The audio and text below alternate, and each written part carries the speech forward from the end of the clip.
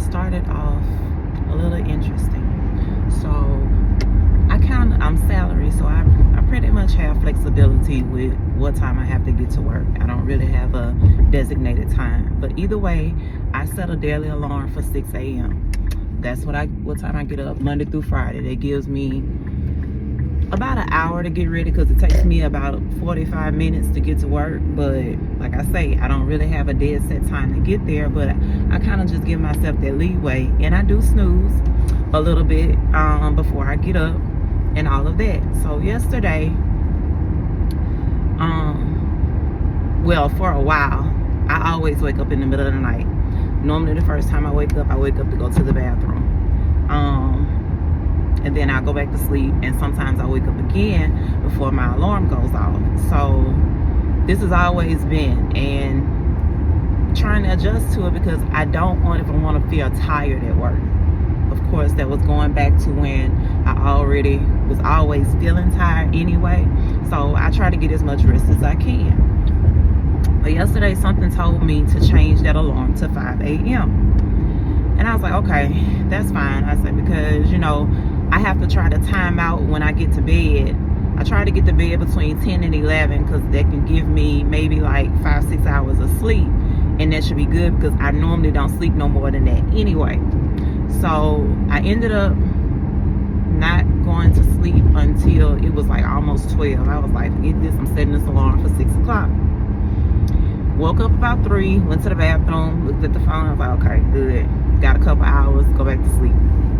I should be able to fall back. Well, time passed. I woke up again. And I was like, yeah, I feel like this is going to be all of the sleep for the night. Like, I might as well not even try. I'm sure my alarm about to go off in a minute anyway. So I laid there and kind of tried to think about, I started praying. I started thinking about trying to rehash some of my dreams from last night. Wrote down some keywords, and I was going to write down some keywords, and one day, so I picked up my phone and looked, it was 5:03. So even though I changed the time back, even though I was told on yesterday to change it to 5, and I changed it back because I felt like I wasn't going to have enough rest. God said, oh, you're getting up. Obedience is better than sacrifice. Just be obedient to the direction that he gives you. Listen to his voice, because even though that alarm would change to 6, he woke me up at 5.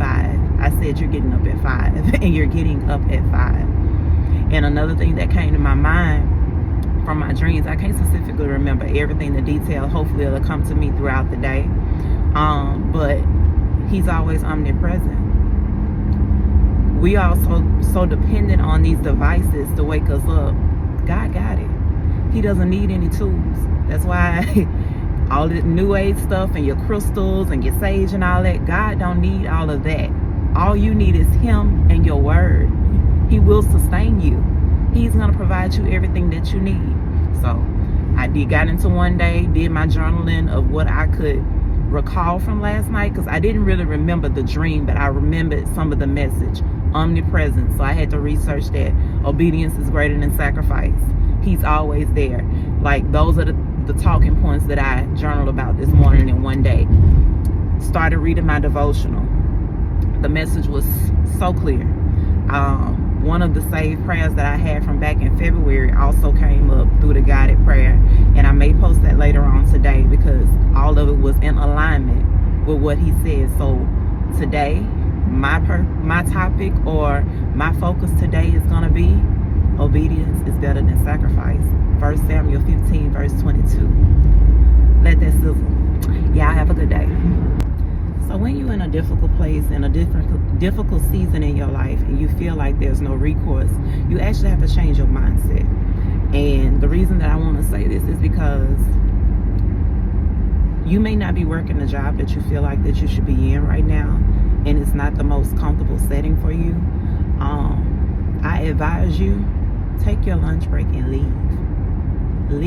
Get away from there. 30 minutes to an hour, get away, and use that as a reset to reset your mind. Just like you motivate and encourage yourself first thing in the morning and pump yourself up to get through the day, take that time. Go sit with God, which is what I like to go to the park.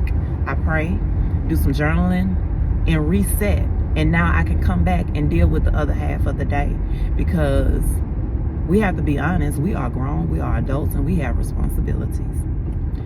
If God told you to leave your job, look, he might have told you to leave it, but I want you to cross-reference that thing. You also want to ask him for a plan of action on how to leave that job, because you can't just up and leave, because baby, those bills are still coming. Yes, he will provide. He's going to provide, but don't make it completely difficult for yourself.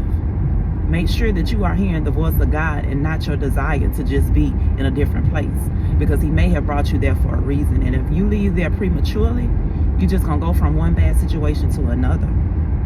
So actually take that time, move away. It's one thing, I used to sit at the desk and eat. Nope, I'm getting out of this building. I'm getting out of this environment. I have that option because I don't have any windows on my office. So let me get out. Let me get a little of that vitamin D. Let me get a little of God's sunshine, because it's a little dark in here. These gray halls with these black door frames, it's like an asylum in there. I gotta go. I'll be back. People ask me to go to lunch. I don't want to go to lunch with you. I'm going to lunch. Me and the Lord, we are going to have our conversation. I don't want to go to lunch with people that I got to look at all day. I'm good. Thank you. Have a good day.